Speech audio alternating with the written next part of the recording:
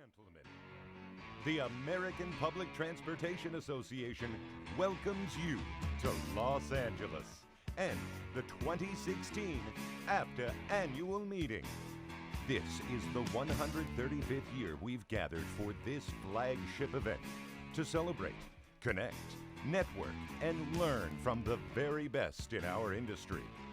This is the time and place to see how transformative technologies, innovative financing, the latest safety and security systems, and much, much more can advance your career and your organization's success.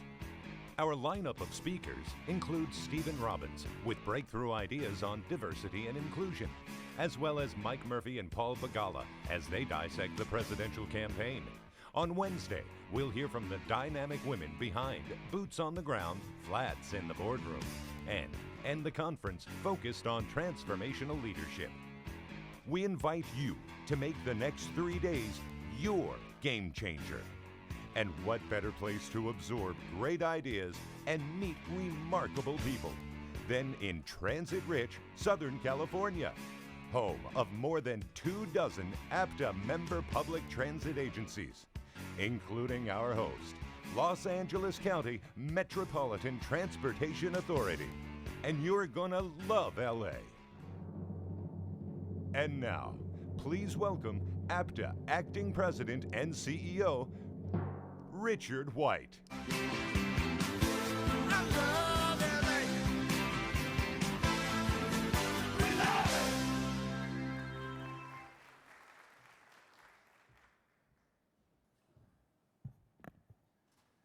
Good morning, APTA friends and colleagues. Isn't it wonderful to be in the City of Angels? Yeah, let's say it again. Come on. I hope you feel the energy from the video, so we got to start with some energy here, okay? Did you count the number of public transportation agencies in Southern California that were listed? There were 29. We used to think that only cars and freeways defined transportation in California. Not anymore. Communities have been transformed because of investment in public transit infrastructure and expanded services. This state is embracing public transportation. It's more proof that APTA's message has taken root. Where public transportation goes, community grows. We're going to hear shortly from two leaders who have been instrumental in expanding public transit services to this city. LA Metro CEO and past chair, Phil Washington, and his board chairman, John Fasano. It takes an enormous amount of time, resources, and know-how to host a conference like this.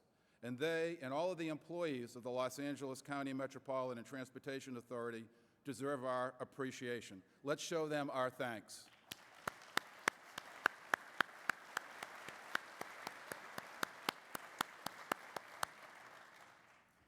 I also want to congratulate Valerie McCall on her year as chair, and Doran Barnes on his role as your incoming APTA chair, but much more on that shortly when you hear from Valerie and Doran. It's wonderful to see our industry so well represented here with 1,745 paid registrations and almost 2,500 total attendees. You're going to be glad that you're here because we have an impressive conference planned for you. 15 behind-the-scenes technical tours that began this weekend, and hopefully many of you have already been on those. 11 Ad Wheel winners and 18 APTA awards. That's a record. 46 sessions and workshops, 64 committee meetings, and 187 exhibitors at the Product and Services Showcase, our largest at any APTA meeting in a non-expo year.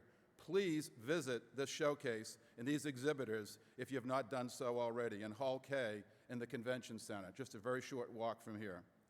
I'd also like to thank our many sponsors for their support to make this annual meeting as fabulous as it is and as it's going to be. Over the next 3 days, you'll see and hear the best our industry has to offer. You are in the right place at the right time. This is the heart of what public transportation is and where it's going. We listened to you, we heard your priorities, and we designed an annual meeting to meet your needs.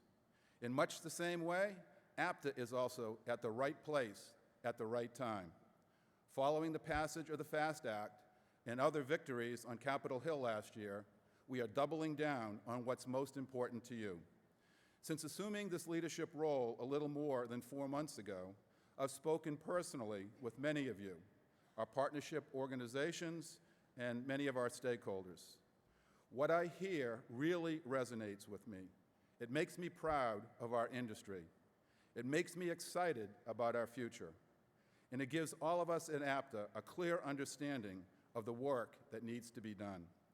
We've begun to put in place a framework that makes APTA stronger, more inclusive, and more united. It's about delivering greater value to you, our members, and to our riders, and to our industry. Some of you have been involved in our recent efforts on state of good repair, safety and security, transit asset management, the updating of standards, and improved communications. There's a lot in the pipeline. Some changes are already evident, and you'll be seeing more benefits beginning later this year and into 2017. For example, we are now in the midst of a generational shift in safety management, with new rules and responsibilities emerging from the Federal Transit Administration and the Federal Railroad Administration. APTA is ready to lead. September is National Emergency Preparedness Month. Security is top of mind, not just the day after the 15th anniversary of 9/11, but always. We know transportation and transit infrastructure can be targeted. We must be prepared. Next spring, I'm excited to tell you, we'll be leading a study mission to Asia on safety culture, state of good repair, and innovative bus and rail operations. I hope you get a copy of a flyer out there and sign up early. Believe me, I'm quite sure this is going to be oversubscribed. As an association and industry leader, we're going to keep moving from good to great. We must. The changes and opportunities that we're seeing today demand it. Think about what's at stake on Election Day. Both presidential candidates have said infrastructure investment will be a top priority in their administrations. That's an opportunity we must leverage. This is also a historic year for transit ballot initiatives. Nearly $200 billion in projects will be decided one way or the other on November 8th, an all-time record. Right here in Los Angeles, LA Metro's $120 billion ballot measure would raise almost $100 billion of that for transit. That's billion with a B. In Seattle, there's a $54 billion ballot measure for public transportation. In San Diego, as much as $7.5 billion for transit is up for vote out of an $18 billion ballot measure. One of my former agencies, BART, in the San Francisco Bay Area, is supporting a $3.5 billion bond issue for capital improvements, with another $3 billion up for vote in Santa Clara South Bay Area. In Detroit, Southeast Michigan, it's almost $3 billion. In Atlanta, it's $2.5 billion. So there are more than 30 funding measures across the country that have the potential to make a major impact on our public transportation infrastructure needs. So this November, we're not only selecting a president, we're also voting on the future of our industry. We all know that infrastructure is a national priority, but these ballot measures show how local communities are prepared to make their own investments. And what a great story it's been since 2000, that over 70% of more than 560 transit ballot measures have passed. Having dedicated most of my adult life to public transportation, as a transit leader in New Jersey, Houston, San Francisco, and Washington, D.C., and as a business member, I have the highest regard for our industry and our people. In this, my first annual meeting as your acting president and CEO, I pledge to expand APTA's value proposition, to ensure that we are your most trusted resource, and to continue to foster a culture of collaboration, inclusion, and connectiveness. That's what this industry has always been to me, and that's how APTA will lead us in a dynamic and exciting future. I firmly believe we're on the right road and track, and that we have a very, very bright future. This is because of the hard work of your APTA staff and the incredible commitment of you, our members, who volunteer your time and energy to keep our industry moving forward. I'm truly grateful to you for being here and for your support. Thank you all.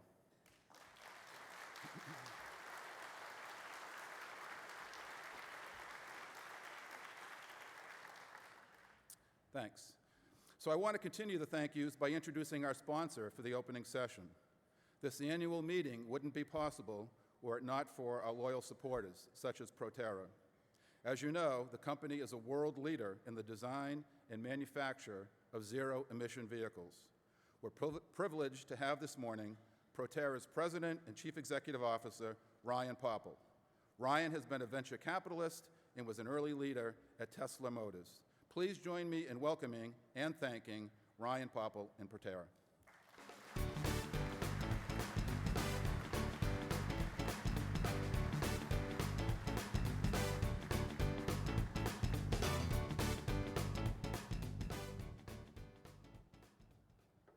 Thank you, Dick. And thank all of you, the APTA community, for coming out to the very first early morning session at the 2016 annual meeting. I really appreciate seeing you all out there, especially given the number of you that I saw late last night in the hotel lobby and at various restaurants. So you definitely are the dedicated ones to be out here early. At Proterra, we're honored to get to be a part of this community by serving it with technology. And our view is that your work has never been more relevant than it is today in bringing low-cost, environmentally sustainable, safe technology to create healthy communities everywhere. At the same time, we view that transit professionals have never faced a more dynamic or challenging set of circumstances over the near-term future. I attended a panel recently, and the chief technology officer of a major automotive company said that in the next 10 years, he expected more things to change in the way transportation worked than in the last 100. And transit really is at the front and center of that, especially given the focus on urban mobility. Urbanization alone just gives you a sense of how big the problem set is that we've got to get ahead of. We're already at 50% urbanized in the US, and that number is going to go up to 75% over the next 20 years. That coincides with a great amount of population growth. So what we're basically looking at is either doubling the area of our cities or doubling the density of our cities. When we look at the strain that we already have on our infrastructure and our traffic and our emissions, it's hard to see how we do that while maintaining the status quo in terms of technology and operations models. Urbanization, though, isn't the only major driver that we're trying to wrap our heads around. We have the rise of on-demand services, which have the potential to offer very efficient first mile, last mile. But if we don't coordinate effectively with that group, which is predominantly a private sector set of companies, we run the risk of reducing mobility and accessibility to our most vulnerable populations. Finally, the environmental impact of transportation in general has never been more severe. For the first time in the US as well as the California market, the emissions and the pollution from our cars, our trucks, our buses, all of our mobile source pollution actually exceeds the total amount of pollution coming out of the power grid. So transportation has become front and center in terms of what EPA, Air Resources Board, and local communities are looking at to manage. When you put that against a backdrop of the highest measurable greenhouse gas emissions that we've ever seen in human history and the highest recorded heat that we've ever experienced, as well as the impact that some of our cities are already seeing due to climate change, there's never been more of a sense of urgency to do something to reduce our environmental footprint while also having to deliver transportation services to all these new urbanites, baby boomers who are moving out of driving their own vehicles, and millennials who have a very different view on personal transportation. So this is a very exciting, and it's also a very challenging time to work through as a transit community. We believe, though, that innovation is going to enable transit to be the leader in providing the next generation of mobility. The 21st century really was defined by owning a car and driving it on a road. The 21st century, we know that model's not going to work, and this is the community that's been at the forefront of understanding how to move everyone at the lowest cost possible. So at Proterra, advancing the state of electric vehicle technology is what we do every day. That's really the only thing we're good at. We do battery electric vehicles for the transit industry, but we do it very well. We're fortunate to work every day with some of the leading transit agencies in the United States. We're proud to count 35 transit agencies as partners already, and we've together eliminated 10 million pounds of greenhouse gas emissions. We're also seeing electric vehicle adoption in transit exceed electric vehicle adoption on the light duty side. So while a lot of other categories of vehicles get a lot of attention and press, there's a very quiet revolution going on in transit, just like has already occurred with CNG and hybrid. So transit's traditional role of leading transportation and showing what's possible, we think that will continue with EV. Finally, we've helped agencies lower their operational cost and provide a much more predictable set of O&M costs around maintenance in particular. We found that electric vehicles are much easier, cheaper to maintain. There has been one problem, though, in terms of moving electric vehicle technology into a mainstay product that could serve all transit agencies, all weather, all routes. And at the end of the day, the only thing that matters is getting your communities where they need to be reliably. So for the last 2.5 years, we've been working diligently to go from where we started, which was with the lightest weight, most energy efficient, fastest charging electric vehicle, to augment the range of that product with a next generation energy storage system and unlock all of the routes that we need to serve for our communities. So I'm very excited today to announce at the annual 2016 APTA meeting that range is no longer an issue for EV in transit. I'd like to take a few minutes to show you a video that shows some of the work that our team did and some of the technology that they've developed and give you a little bit more information about what we've accomplished. Solving problems is what we do. As transit professionals, we tackle complex challenges every day, whether it's figuring out scheduling changes or swapping vehicles on the fly. We're always searching for tools to get the job done right. Transit leads the way in adopting cleaner, better technologies. After more than a decade of experience with CNG and diesel hybrids, the industry is now ready to take the next big step to zero-emission transportation. Battery electric buses have already proven that they're clean, cost-effective, and reliable. But there's one last barrier to full adoption: range. The average bus travels 130 miles per day. Today's electric buses can only carry enough energy to handle about 45% of all daily mileage without charging en route. We knew this wasn't good enough for many of you. So what did we do? We listened to you. We analyzed the data from 2.5 million miles of service, and we hired a world-class engineering team to design and integrate a new battery system, a battery that could handle transit's toughest routes. Today, we're introducing a new class of vehicle, the Proterra Catalyst E2, a no-compromise direct replacement for fossil-fueled transit vehicles. With 660 kilowatt hours of energy on board, the Catalyst E2 Max has a nominal range of up to 350 miles on a full charge. The base model will have 440 kilowatt hours and 250 miles of nominal range. To demonstrate what this vehicle is capable of, we took the base model out to Michelin-Lawrence Proving Grounds, and we drove it more than 600 miles on a single charge. Proterra has finally delivered the vehicle that the transit industry has been waiting for, enabling a complete replacement of diesel, CNG, and hybrid vehicles without compromise. Introducing the newest member of the Proterra Catalyst family, the Catalyst E2. Problem solved.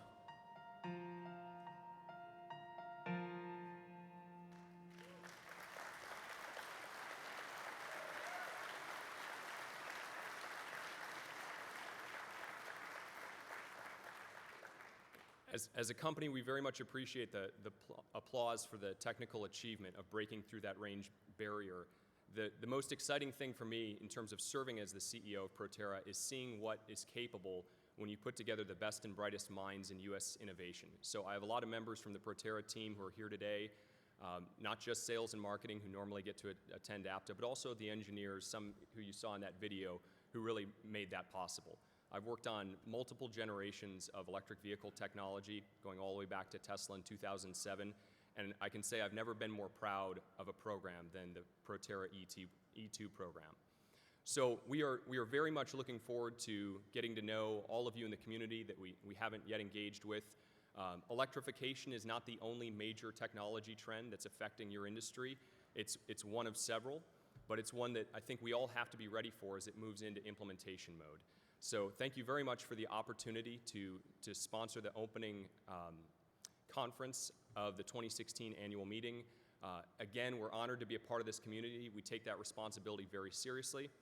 It's my job now to thank our host, LA Metro, which has been so generous to provide us with a lot of the amenities that we needed for this conference.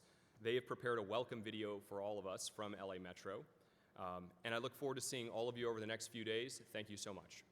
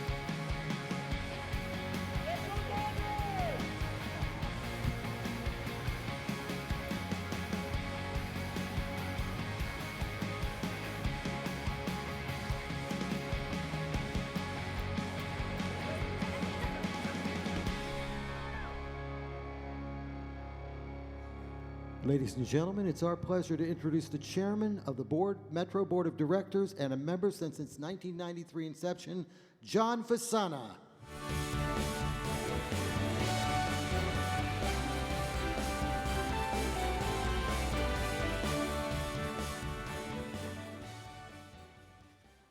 Good morning, everyone, and welcome to Los Angeles. I'm glad to be here and so glad that you could join us here in beautiful downtown Los Angeles for the American Public Transit Association Conference. Now, when we say Los Angeles or LA, we aren't just talking about the City of Angels or the host city for APTA. We're also talking about that Randy Newman song you heard earlier. From the South Bay to the Valley, from the West Side to the East Side. Everybody's very happy because the sun is shining all the time. Looks like another perfect day. I love LA. We love it. Now, when we say LA, we're talking about Los Angeles County with a population of more than 10 million and the most populous county in the United States. Los Angeles County's population is larger than that of 40 individual states. It has 88 incorporated cities and many unincorporated areas as well, and a total of over 4,000 square miles. Now, this is the service area for Metro and the 17 municipal operator partners that we have, and the 67 local host city providers that provide circulator service in their communities. We have the world's leading trade and logistics infrastructure with the two largest ports of Los Angeles and Long Beach in this nation. We have the Alameda Corridor rail system and the region's, I should say the country's third most active international cargo airport, LAX. California has leapfrogged France and Brazil to become the world's sixth largest economy. Los Angeles County would rank 19th or 20th just by itself on the world scale. Now, an area where we rank number one is congestion. We have the worst congestion in the nation. And this is one case where first place is not something you want to be proud of. Still, we love LA. As the song says, LA is beautiful. We have the best weather. We have mountains and deserts and the Pacific Ocean. We have a modern transportation system that is serving more and more people every year. I love the people of LA, the can-do spirit, the fast-forward attitude, and the willingness to experiment and try new things.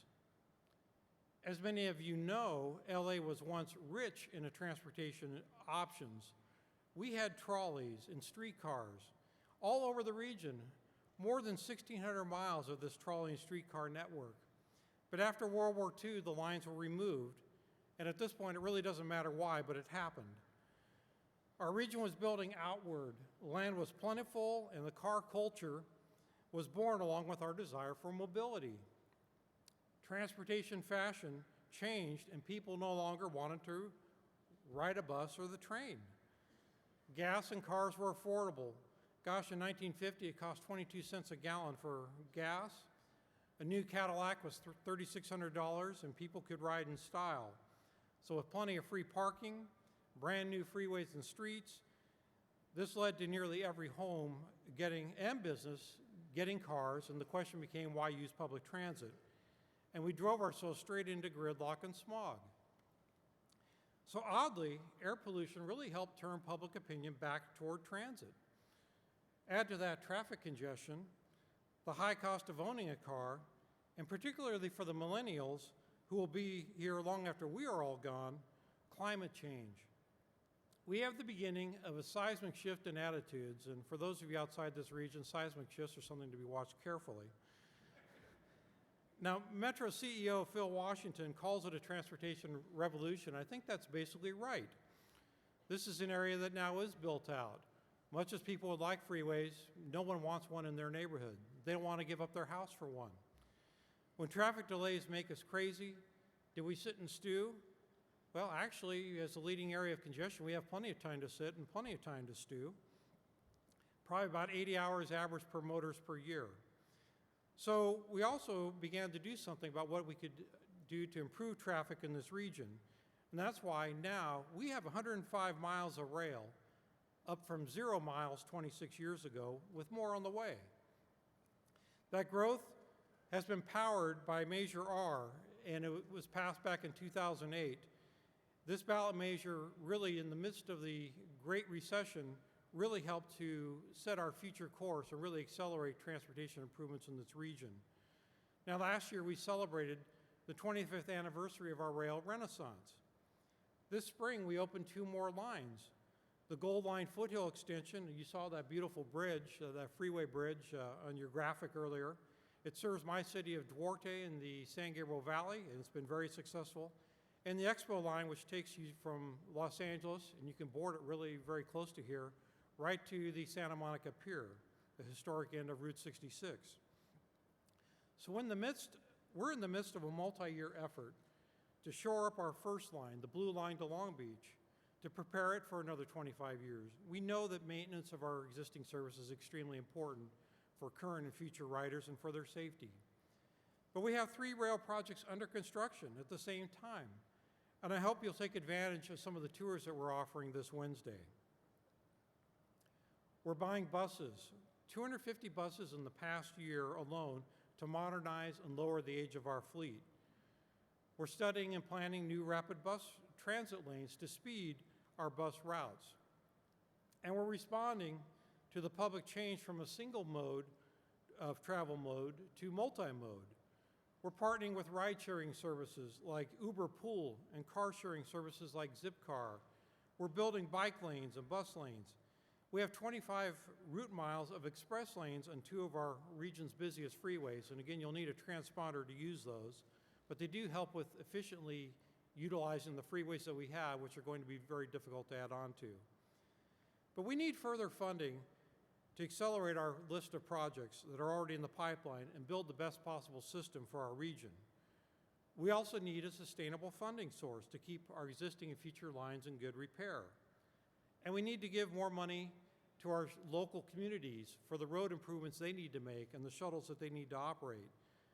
Local street repair and traffic light synchronization are some of the projects that they're focused on. So we need to do more than just to keep congestion from getting worse. It's already done that, and like I said, we're already the leader there, and we'd love to give up that leadership to someone else. So our region has a ballot measure, it was mentioned by your president on November 8th. It's a huge measure, $120 billion, with a lot of projects throughout this county. It was addressed and developed through a bottoms-up approach through all the subregions and stakeholders. It'll be a massive job creator. We're looking At 465,000 jobs being created based on a study by the Los Angeles County Economic Development Corporation, and $79.3 billion in economic output just for the construction element of the measure. Now, it's nearly 500,000 jobs for us and our families and our neighbors, and it will help them with shorter commutes as well once the lines are in place. These jobs will create this modern transportation system that we desire and this infrastructure. They will stimulate the economy, and they will enhance our quality of life in this region. This is what will keep Los Angeles moving. So my message to everyone in this room is to keep trying. In these challenging times, it's important to focus on core values and goals that this industry has long shared. We must pay careful attention to infrastructure, both building and maintaining it, so that those of us who use it today and those who use it in the future will benefit. As well-planned and run transportation systems, we have the power to transform mobility in this nation. It is our responsibility to take that job very seriously, which APTA does, and all of you do, because a healthy and robust economy depends on mobility. Our hope is this: that Los Angeles County's optimism will continue on November 8th, and that we continue to build the work that we've already begun, and I'm confident that it will be. There's another reason why I love LA, and I hope everyone here loves LA too. And that is, we have a prescription for congestion relief. Take Metro twice daily. We thank you for joining us here in Los Angeles. It is now my pleasure to introduce Metro CEO Philip Washington, who came to us in Los Angeles just over a year ago from Denver, and he's already reshaped our agency and really has us moving on the path to sustainability, to a more vibrant system, and to the growth that we need to have to reduce congestion in our region. So at this time, please welcome Phil Washington.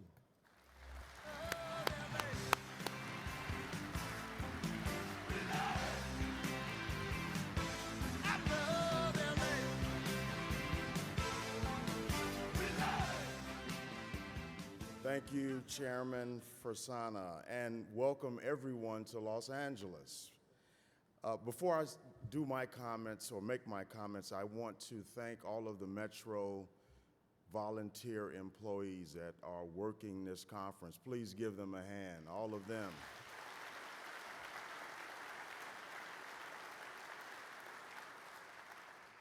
Your timing could not be better to take advantage of the transportation revolution or renaissance that we have going on in Los Angeles County today. We invite you to try all of our services, see for yourselves that Metro is moving forward to ease traffic and transform transportation across this region.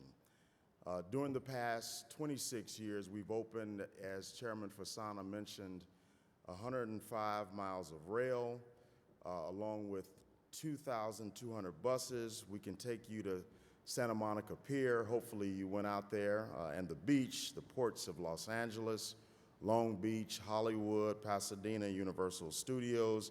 Anywhere you want to go, we can get you there on Metro rail or bus. We are building a balanced transportation system here in Los Angeles County, a balanced system where even the automobile is not the enemy. We value our freeways, but it needs to be updated. That's why we created the Express Lanes Congestion Management System on two of our busiest corridors, the 110 and the 10 freeways. These express lanes provide an alternative to shifting or sitting in traffic, and funds from the project are reinvested to improve roads and transit in the express lane corridors. For example, we use that money from the express lanes to create a wildly popular bus that serves Dodger Stadium as well. And so we're using that and reinvesting. We are making remarkable progress in so many ways. Chairman Fasana mentioned the two rail extensions that we opened up this year, the Gold Line to Azusa to the east, and also the Expo Line to Santa Monica. You can step out of this hotel, hop on the Expo Line, and exit the train about 3 blocks from the Pacific Ocean. That's a great, great thing. And since they open, please. Since both those lines open, our ridership has been going through the roof on rail. On Expo, the weekday boardings jumped from 29,000 in April before the line opened to nearly 46,000 in June. On Sundays in June, the beach season, ridership exploded on that Expo line from 16,000 to 36,000 every Sunday. The goal line that goes out east to Azusa had the same type of growth. We see this as proof that people in LA County are ready for more transit options, and we want to give it to them. As Chairman Fasana said, we have 3 more rail projects currently under construction. In a few years, you'll be able to get off a plane at LAX and easily use a people mover to our new metro station, the Crenshaw LAX line to reach downtown Los Angeles. And we are over 50% complete on that Crenshaw line. We're also constructing a subway down Wilshire Boulevard, one of the busiest urban corridors in LA County and probably the country. It's being built in segments. The first segment to Beverly Hills. The final segment will reach Westwood, home to UCLA and many large office towers. We're building the regional connector underground in downtown Los Angeles to link our 3 light rail lines and create a 1-seat ride all the way from Azusa to the east, all the way down to Long Beach in the south. We are really in the midst of a transportation renaissance here in LA County, and we're happy that you're here to witness this. As Chairman Fasana talked about on November 8th, we have a sales tax measure that is going to the ballot. It's called Measure M.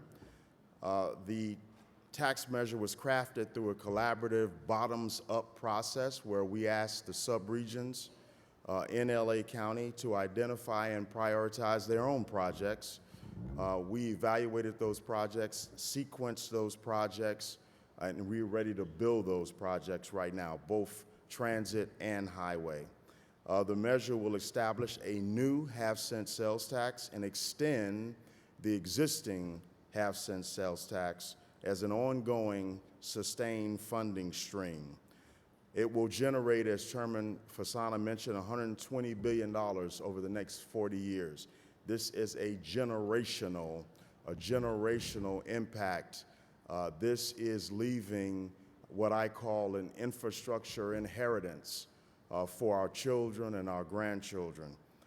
We do not want to leave our children and grandchildren with crumbled sidewalks and crumbled highways. There are 10 million people here in LA County, projected to grow by 2.3 million people in the next 40 years, and traffic congestion and pollution will only get worse.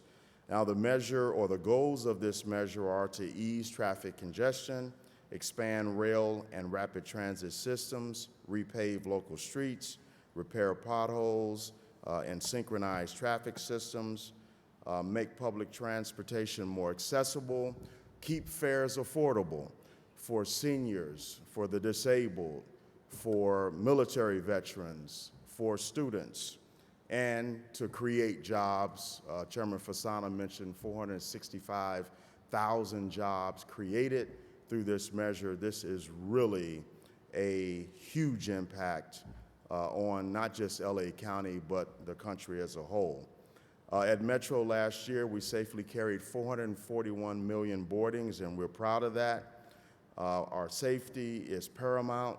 Our employees are number one, and this infrastructure is at the heart of everything that we do. So welcome to Los Angeles County. I want to remind you that our industry must continue to be bold. I've often said, make no small plans, lest you do not stir the hearts of men. And so welcome to the infrastructure capital of the world. As we are pushing forward our program, there's a $2 billion football stadium about to go up, go Rams. We will, yes. We will get the Olympics for 2024. Yes, we will. The World Games are in 2022. We are in the midst of a transportation renaissance and revolution. Thank you for being here in Los Angeles County.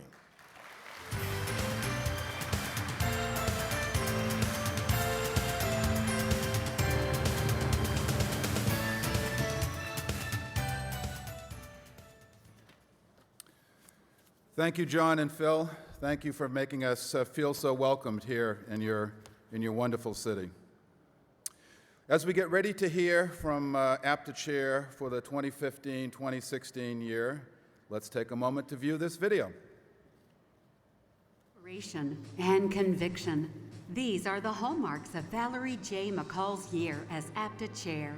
Her commitment to APTA was evident from the start when she launched a task force on member collaboration that enhanced communication and member services and strengthened partnerships with the U.S. Conference of Mayors, National League of Cities, National Association of Regional Councils, and the National Association of Counties. She focused APTA on moving forward with 3 new initiatives on revenue, member consensus, and governance and bylaws issues. As Chief of Government and International Affairs for Cleveland Mayor Frank Jackson, she helped plan and manage major events and put APTA at the forefront of events at the Republican and Democratic National Conventions. In Washington, she helped secure passage of the FAST Act, and at home, she organized the celebration for the world champion Cleveland Cavaliers. Valerie is a tireless advocate for our industry at the Greater Cleveland Regional Transit Authority, across the country, and abroad. This is why APTA is planning a study mission to Cuba, so members and partners can benefit. APTA salutes Valerie J. McCall for her commitment to APTA and our industry.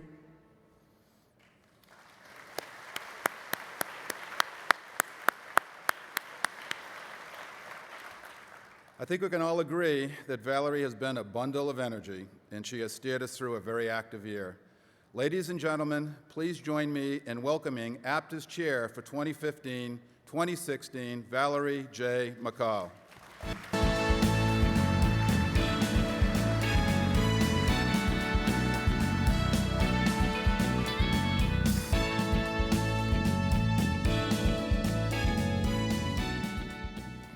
Good morning. Good morning. Oh, okay, that's better. Thank you, Dick, and thank you all very, very much. That video reminded me how quickly my time has passed as APTA chair. It seems like just yesterday that I was standing on a stage in San Francisco getting ready to talk about collaboration.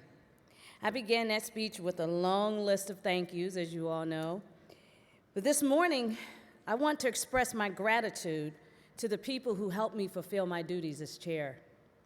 Starting with every one of our members and APTA's executive committee and board of directors, those past and present.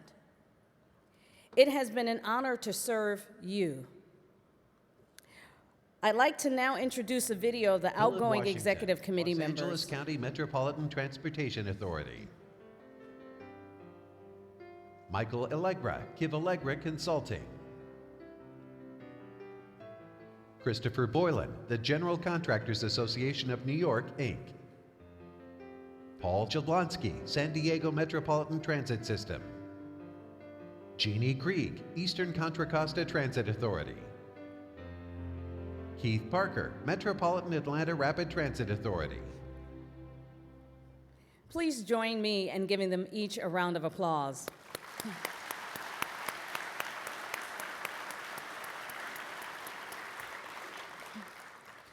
A person who deserves special thanks is my boss, Mayor Frank G. Jackson, Mayor of the City of Cleveland. He has been supportive of my work for APTA from the first day, and I would also like to thank my staff back at Cleveland City Hall and my colleagues. Likewise, I could not have done this job without the partnership of my fellow board members from the Greater Cleveland Regional Transit Authority, including our board chair, George Big Daddy Dixon, our CEO and General Manager, Mr. Joe Calabrese, and our board support assistant, Teresa Barrage, and all of our team at RTA. We have some of our board members here with us as well. Please help me thank both them and the mayor for their support. In addition, I would like to thank Dick White and the entire APTA team. This has been a year of growth for all of us, but none has been as impacted as the staff of APTA. 11 months ago, I planned to take my role of chair of APTA as one of great importance. As a public servant in an industrial city, I knew firsthand that not much gets accomplished without people being at the table. And I was fortunate to have a granny in my life who taught me that we all have a responsibility, that we have to find the gift of what we were meant to be and find our purpose. So in many ways, way back in October of last year, I had planned for a very different kind of year than the one we just concluded. Yes, I expected to make a lasting contribution, but I had no way of knowing that the year, actually 11 months, would be characterized by such important changes, spirited debate, and a new blueprint for APTA's future. Leaders don't always get to choose their legacy. Sometimes one's legacy is defined by unanticipated needs. The true test becomes how one pivots to meet those needs. I was lucky. I began my term with an overarching mission that would serve APTA and me well during the challenges. In establishing the task force on member collaboration on my first day as chair, I wanted to increase our association's value to our members and influence among decision makers. That meant bringing people together, asking tough questions, looking at what we were doing well and what we could do a lot better. And it meant building partnerships. The task force on member collaboration was intended to enhance service to APTA's members, strengthen our volunteer committees, and increase the dialogue among APTA's board, members, and staff, as well as transit boards and our business members. But as the year progressed, these goals took on an added importance and level of urgency because of the changes happening within our association. I am proud to say that a great deal was accomplished underneath the leadership of Ann August, who's the former member of the Bus and Paratransit CEOs and Midsize Operations Committee, Mr. Patrick Scully, immediate past chair of the Business Member Board of Governors, and David Stackrow, chair of the Transit Board Members Committee, and the entire task force. Please give them a round of applause.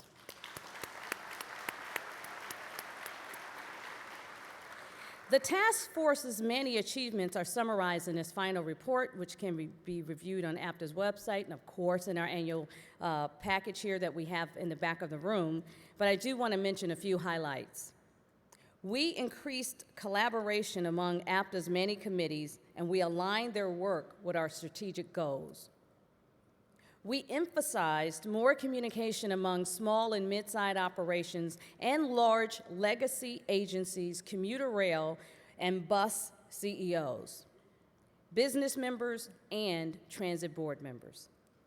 And we made continuous improvement in member services as an essential part of APTA's culture. There are many more results, too many to mention here, but I think the real contribution of this initiative was broader and more pervasive. For the first time in a long time, members with different views and interests were talking. Difficult conversations were taking place, tough questions were being raised, and often new understandings were reached. When most people are asked, what was one of your best days at work? Few of us recount a time when everything went smoothly. Most of us have the warmer feelings about the projects where everything went wrong. We remember how the group worked late, how we struggled with unforeseen obstacles, how we were passionate about finding the right solution. Sometimes the work required difficult decisions. It's not the work we remember, however, with fondness, but the camaraderie and how we shared hardship that brought us together to get things done. And that's what's memorable to me about this past year. Through it all, we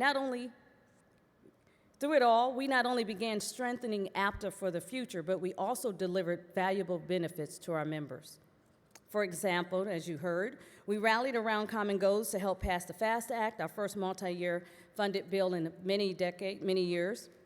We listened to critics and supporters alike and had the courage, the will, and the drive to take a hard look at APTA's governance structure, our revenue structure, and how we achieve consensus. Establishing 3 new task forces on these 3 issues were not a part of my agenda when I became chair, but it was one of the decisions that I am the most proud for.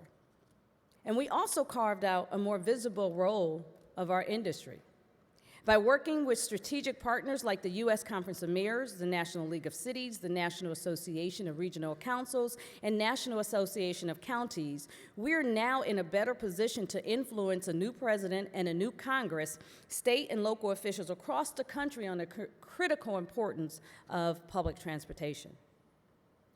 The high-profile events we participated in at the Republican National Convention in the beautiful city of Cleveland, Ohio, and the Democratic National Convention in the beautiful city of Philadelphia were big first steps in educating decision makers about the critical need for public infrastructure improvements. And then finally, we began the process to select a new long-term president and CEO.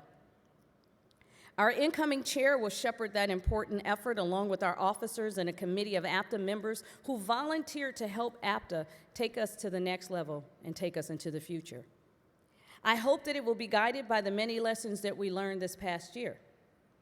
To be sure, there will be a great deal of talk about the type of leader that APTA needs, and those will be critical conversations. And I am well aware that some will want to analyze many of the decisions we made during my term as chair, and that's only natural. But all of us have a responsibility to be leaders too. Leadership is a choice. It is not a title, nor is it a position. All of us, not just our new officers and board members, must continue to solve problems, collaborate, consult, listen, and when necessary, make difficult decisions and be decisive, even in the face of uncertainty. And that's what leaders do. We rush into the unknown. We put the interests of our colleagues first and make people feel inspired, fulfilled, and safe to do remarkable things. To be successful in life as an association, a transit board member, transit CEO, a business executive, an elected official, and even a private citizen, we need to be driven not by serving ourselves, but rather inspired to serve others. As a young girl growing up in Cleveland, riding RTA to a new world of experiences, I was taught that what happens in our community, to our country, and to the world depends on what we do with the opportunities that we are given. As Martin Luther King said, we all can be that servant. You only need a heart full of grace.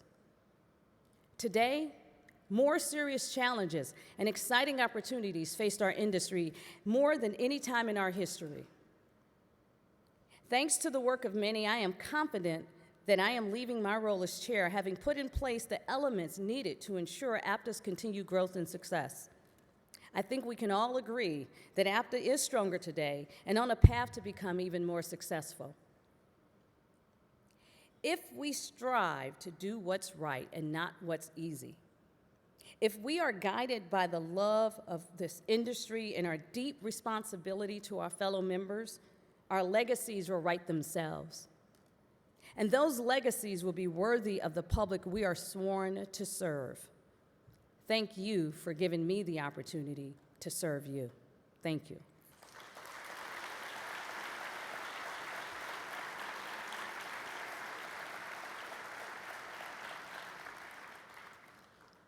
And now, for the moment you've been waiting for. Please meet our incoming APTA chair for 2016-2017 through this video. A lifelong Californian, and an influential advocate for public transportation. Doran Barnes has been Executive Director of Foothill Transit in West Covina, California since 2003. A 40-route system with contractors operating 361 buses that serves 14 million customers annually.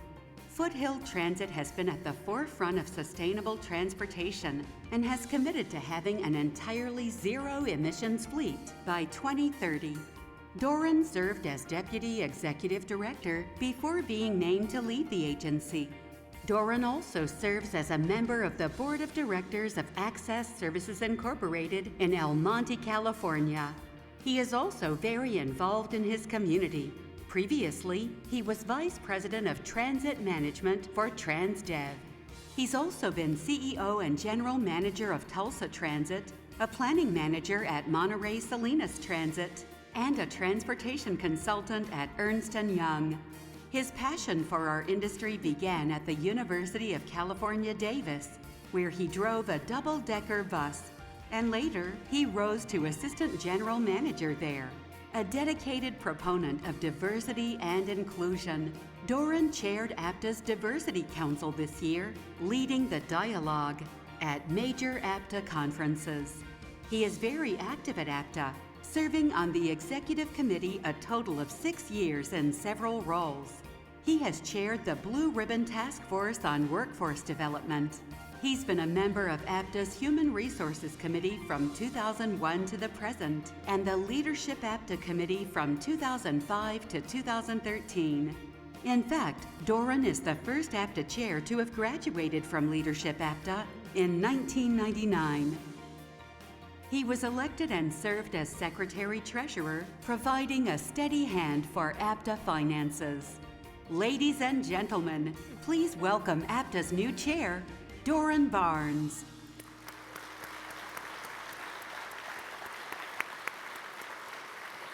APTA members and friends, please join me in welcoming our new magical APTA chair, Mr. Doran Barnes.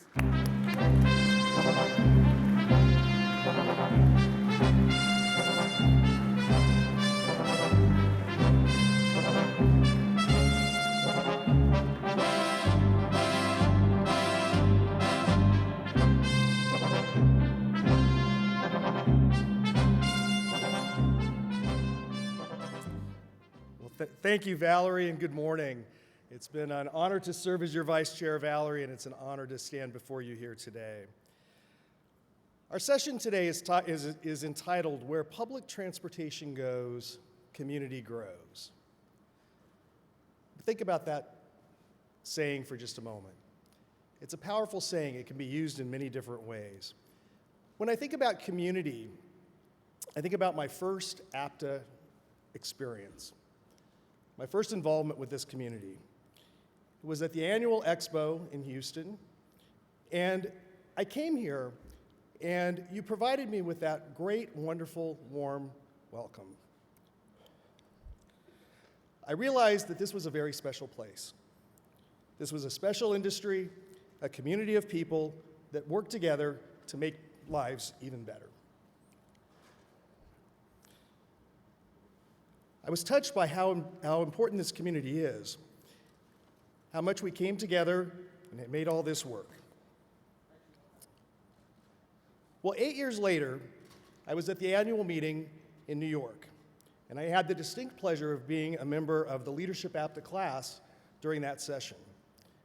And again, I remember how important this community was, how valuable it was to come together, to have all these amazing experiences, and to be with all these great leaders. You made an investment in me, and I stand before you very much touched by how much that investment has meant. I'm very proud to be the first graduate of Leadership APTA to be standing here as your chair.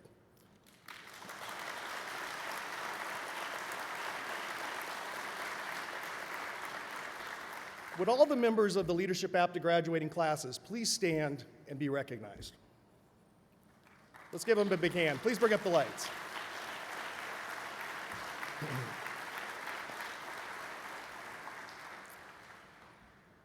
I'm proud to be part of an industry that invests in its future, that invests in its young people, that really cares about what we do, that comes together to provide mobility as a tool to improve the lives of the communities that we serve and the people that we serve. Now, as you heard Valerie talk about her collaboration effort this year, it's been a challenging year. As Valerie indicated, we took the road that was the right road, but not necessarily the easy road. We had difficult conversations. We discussed, we debated, sometimes we disagreed. Sometimes we passionately disagreed.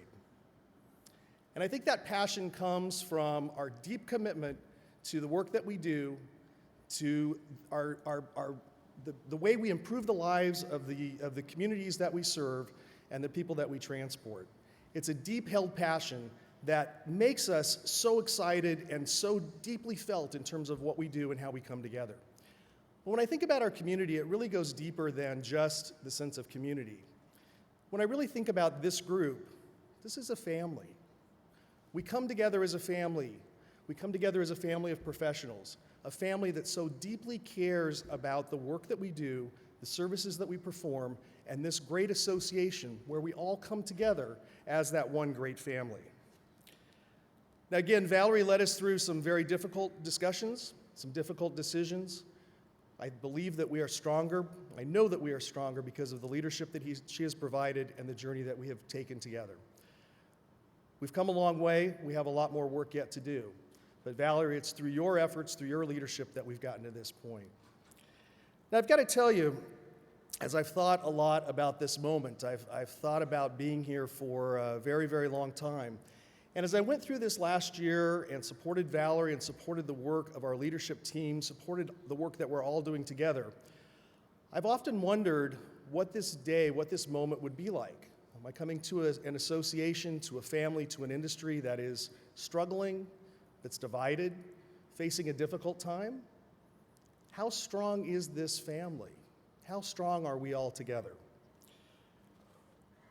Well, there was an event that happened on July 7th that quickly erased all those concerns that I had about the strength of this great family.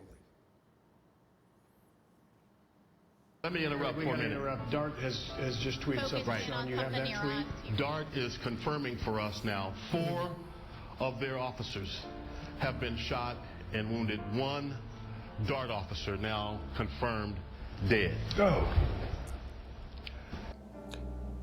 My first thoughts were, what happened? Why? When the protest was supposed to be a peaceful one? And then, how many of the officers were injured? So we're all paying attention. And then I found out that one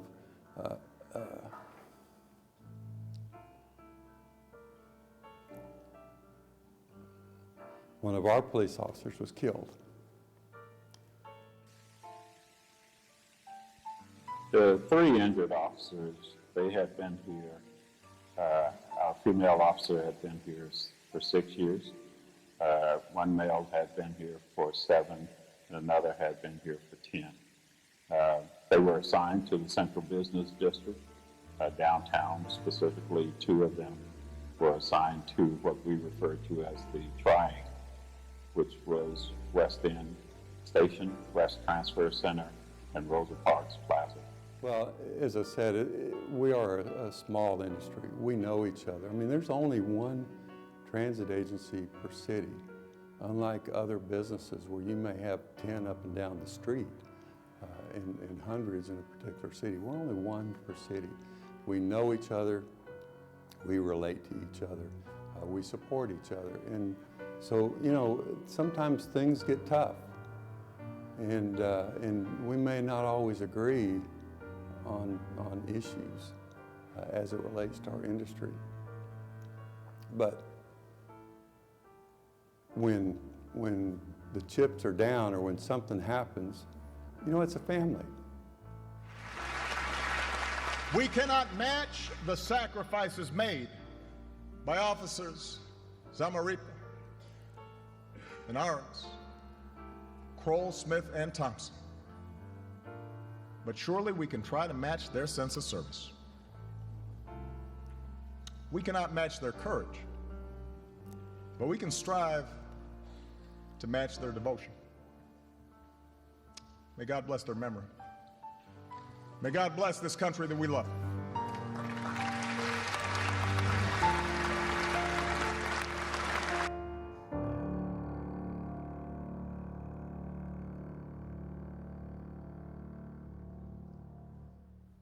Gary, Chief, please stand.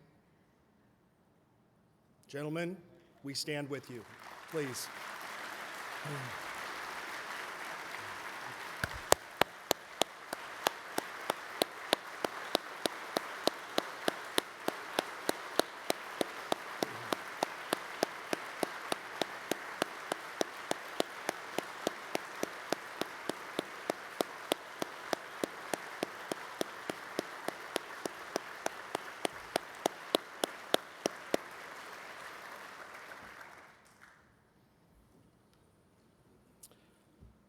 Our APTA community is strong.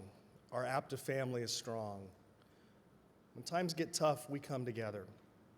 We bring the passion that we have because we care so much. And in thinking about that video, and I've got to tell you, I've watched that video probably 20 times. Wasn't sure I'd be able to keep a dry eye up here because the first 19 I couldn't. It's moments like this when this family really comes together. I want to extend a special thanks to Morgan Lyons, who serves as the Vice President of External Relations for DART and is the chair of our APTA Marketing Committee. Morgan claims that I voluntold him to do this, but I know it was a labor of love. And Morgan, thank you. Morgan shared with me how quickly our transit community came together during that moment of crisis. Within less than 24 hours, the hashtag DART in our hearts was created to show our support, to show our solidarity. It's moments like that we realize what this is all about, what we're focused on, what we're doing together to make a difference in the world. Thanks for letting us share that story and standing with you. We are passionate about what we do. We're committed to bettering the lives of people in the communities that we serve, to building a united, inclusive, and strong APTA, to overcoming challenges and creating opportunities, and to continuing to succeed and grow as an industry and as a family. It's an honor to be able to serve as our leader as we move into this next realm of APTA's activities. And I know during the upcoming year, we have a tremendous amount of work to do. I know that we are going to have lots of lively discourse and conversation and discussion, and yes, disagreement. And I suspect that we're going to hear different opinions and have different ideas. And we're going to be passionate because that's what we do, that's what we are. We're passionate about this industry that we serve. But I know in the end, we're going to keep that ultimate mission in our sights, we're going to keep it in sharp focus, and we're going to continue to work towards the goals that we all hold so dear. During this upcoming year, we have a lot of work to do, a lot of work to do. And you're going to hear me talking about several key priority areas that we're going to be focusing on. To start off with, and you heard Dick talk about this earlier today, what is our first priority as an industry always? Louder. Safety. Safety and security first. Our first priority is safety and security, and I'm going to make sure that from the chair's position, I'm leaning in to make sure that we're keeping safety and security top of mind in all of the work that we do. Making sure that we're focusing on that generational shift that Dick is talking about, making sure that we're supporting our members, supporting our communities, making sure that safety and security is our absolute first priority. Second,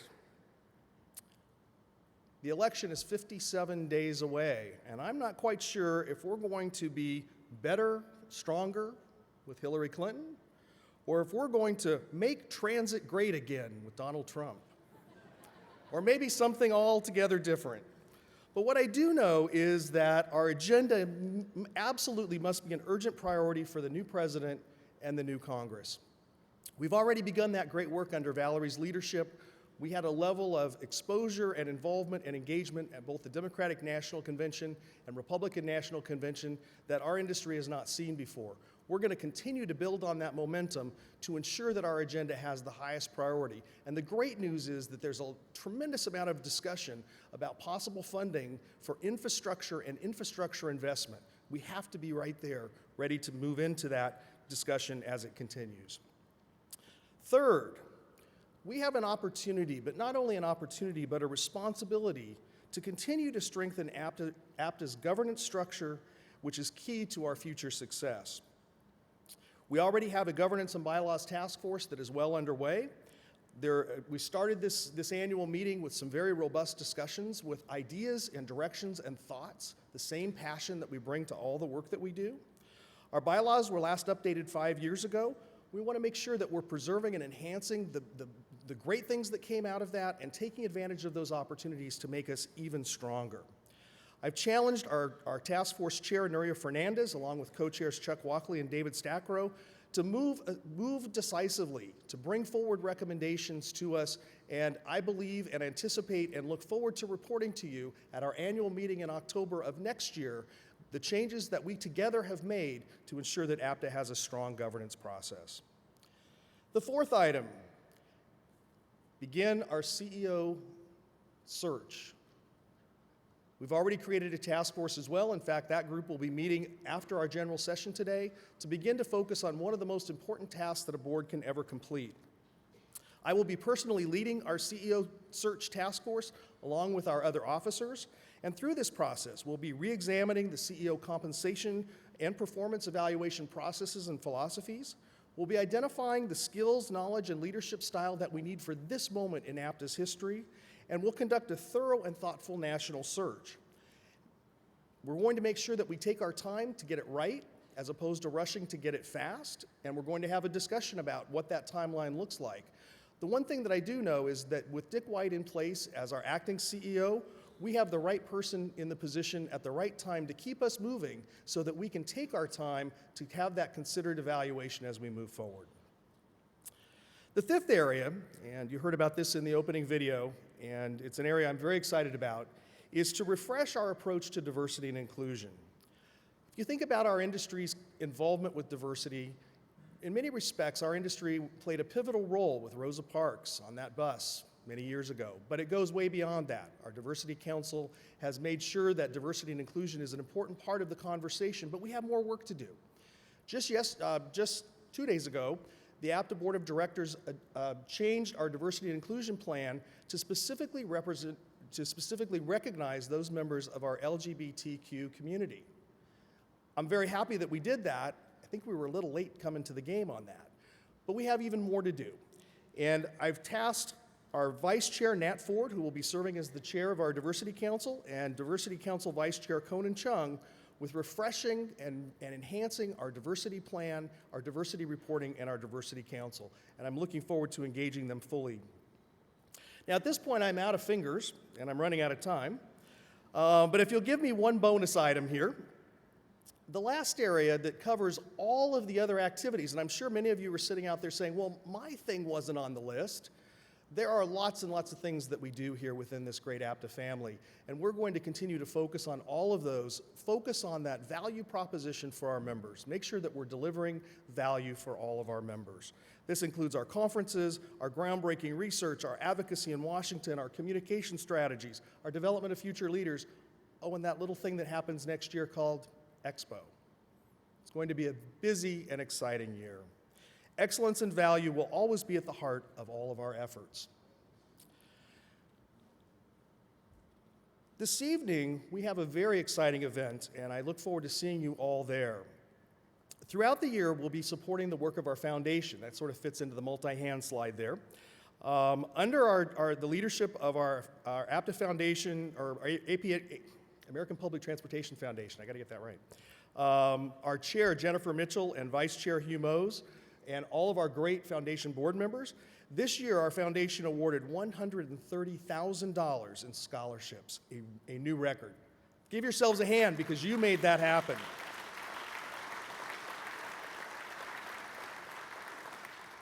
Those scholars will be recognized tomorrow at 5:30 right here in this room, so please come in. Those are the future leaders. Those are the folks that ultimately someday may well be standing here based on the investments that you're making. And tonight, we have a magical evening planned, literally a magical evening. Now, many people think of Los Angeles as being known for movie magic, but Los Angeles is also the home of the Magic Castle, which is the clubhouse of the Academy of Magical Arts, which promotes the art of magic. The Magic Castle will help us tonight by creating an evening of magic. We have 3 magicians that will be performing at the Conga Room, which is literally just outside the back door of the hotel. At the end of your evening, stop by, see some magic, have some dessert with us, and don't forget, bring your checkbook, because this is a fundraiser, and we want to make sure that we're continuing to support the great work that our foundation conducts. We have an extraordinarily busy year ahead of us. We have the passion, we have the energy, we have the excitement to make things happen. It's going to be a fabulous year. We also have the leadership team to make it all happen, to put this into action. Please join me in recognizing your 2016-2017 officers and executive committee members. Vice Chair Nathaniel Ford Sr., Jacksonville Transportation Authority. Secretary Treasurer Kim Green, Gen Fair. Immediate Past Chair Valerie J. McCall, Greater Cleveland Regional Transit Authority. Dorval Carter Jr., Chicago Transit Authority. Nuria Fernandez, Santa Clara Valley Transportation Authority. Freddie Fuller II, CH2M. Donna McNamee, Lake Tran. Jennifer Mitchell, Virginia Department of Rail and Public Transportation. Jeffrey Nelson, Rock Island County Metropolitan Mass Transit District. Greg Percy, Metrolinx, Go Transit. Michael Sanders, Connecticut Department of Transportation. Patrick Scully, Motor Coach Industries. Carl Sidoric, Monterey Salinas Transit. Beverly Silas, Capital Metropolitan Transportation Authority. David Stackrow Sr., Capital District Transportation Authority. Jeffrey Wharton, Impulse NC LLC. Charles Walkley, Transit Consult LLC. All right, let's give them a big round of applause.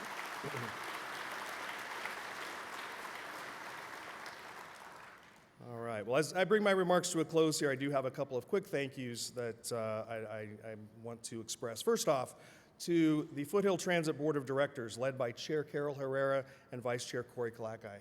Thank you for your endless support. I could not do this without you. I got to tell you, I work for the best board in the industry. Thank you, thank you. To the Foothill staff, thank you for your support. Thanks for keeping the wheels rolling while I'm serving our industry. Also to our Access Services team, it's an honor to serve on the board, and it's an honor to support the work that we are doing to provide transportation to persons with disabilities throughout Los Angeles County. To all the past chairs, as I begin this path, I will look to you for wisdom, for guidance. Our paths have each been different, but I'll look to you for support. And I want to give a special shout to past Chair Beverly Scott. Where's Beverly? Beverly, it wasn't too long ago that I was there and you were here, and you tasked me with completing the workforce development work that became our Blue Ribbon Panel report. Thank you for that opportunity. It was an honor to serve you. And oh, by the way, Beverly didn't bother to tell me she was going to do that until she was standing up here. So you can all ask her about that. Also, I don't think Shirley DeLibro's in the house, but if she is, or if she's not, let her know. I've told Shirley many times that Shirley will always be my APTA chair because, there she is, all right. Shirley, you're here. I didn't know if you were here. Shirley, I've told you this before, I've told you many times, you will always be my APTA chair because you were the chair during my year serving in Leadership APTA. I hope that this shy kid from that class has made you proud. Thank you for your support.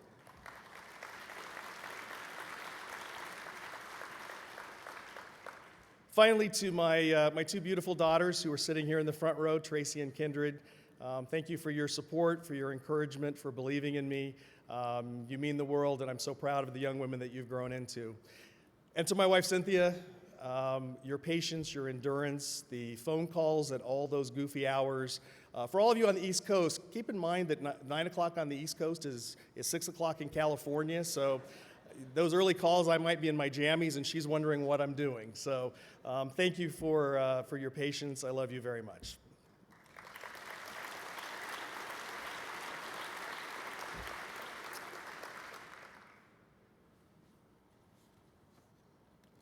I mean, I can't tell you how enthusiastic I am, how optimistic, how excited, how much we're going to accomplish together this year.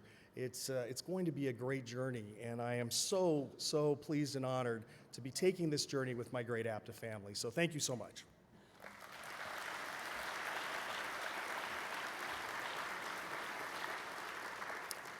All right, in great APTA fashion, we've tried to cram way too much in too little time, but that's what we do. I always say that APTA stands for always pushing the time allowed. So let's get to work. I am super excited that we are going to be beginning our work together with one of those key initiatives, diversity and inclusion. And we have a world-class, inspiring, international thought leader who's going to be talking with us today about this very topic. But first, it is my absolute privilege to recognize and welcome our sponsor for this event, AECOM. They've been a generous and loyal, longtime supporter of APTA and APTA activities, and this session would not be possible without that support from AECOM. Today, representing AECOM, we have Kelly Bernard, Chief Executive for the Los Angeles Metro Plus region. Kelly is responsible for expanding AECOM's transportation, energy, environmental services, port, aviation, and water business in Southern California. No small task. Kelly has served as the Deputy Mayor of Economic Development for Los Angeles Mayor Eric Garcetti and Senior Economic Development roles at LA Department of Water and Power, the largest municipal utility in the United States. Please give a warm APTA welcome to Kelly Bernard.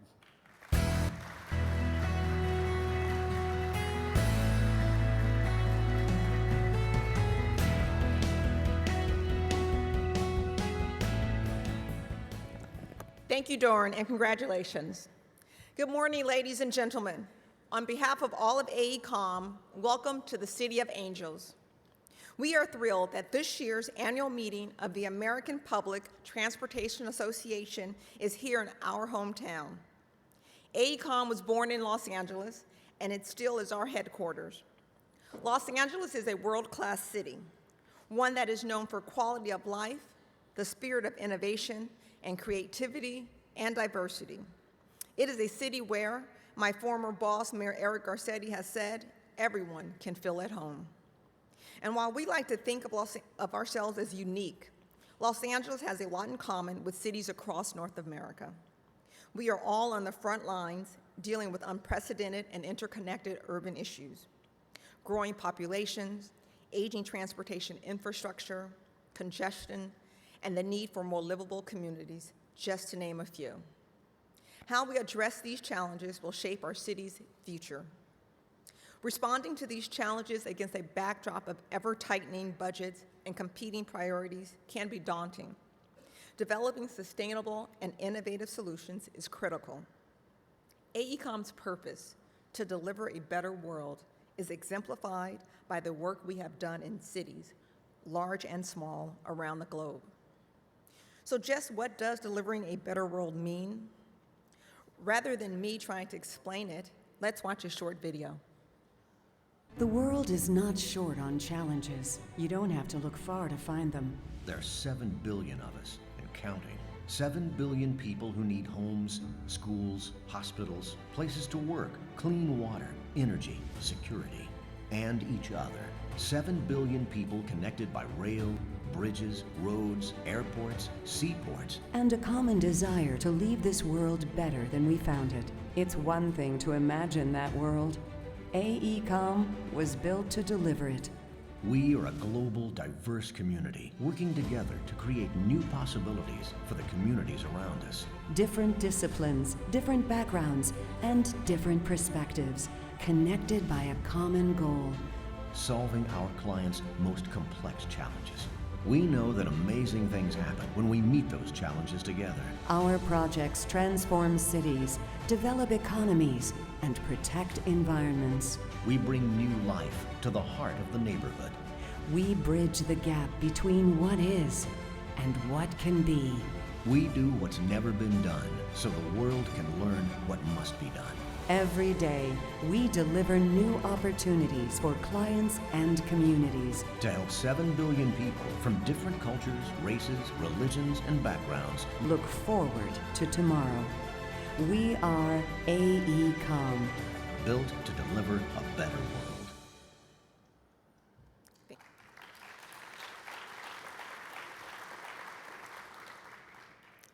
Imagining solutions like these is one thing.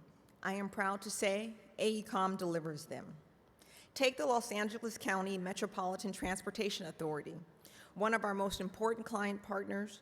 Our relationship dates back to 1958, and since 1977, we have continuously supported Metro, providing planning, engineering, construction and program management, or environmental services for every major transit line in the agency's system, including 2 current projects, the Purple Line and the Regional Connector. And we're working to help shape LA's future in other ways as well. With Hyperloop, an innovative technology that promises to provide new ways to move people and goods, by supporting Los Angeles' bid to bring the 2024 Olympics back to our city, and building the new Los Angeles Rams Stadium that will be the NFL's largest and most advanced facility. In a few minutes, you're going to hear from Dr. Stephen Robbins, who will talk about diversity and inclusion, critical issues by any measure for our industry. As transportation practitioners on the leading edge of change, it means we must challenge ourselves to address complex transportation problems, no matter the scale, with innovative solutions, embrace diverse perspectives, and be inclusive in our problem solving. So, how are we going to do this? Well, as you spend time at this week's conference, be inquisitive. Look for lessons you can share with one another so your cities can become even more economically successful and more socially desirable. And so that together, we can all deliver a better world. Thank you, and again, welcome to the City of Angels.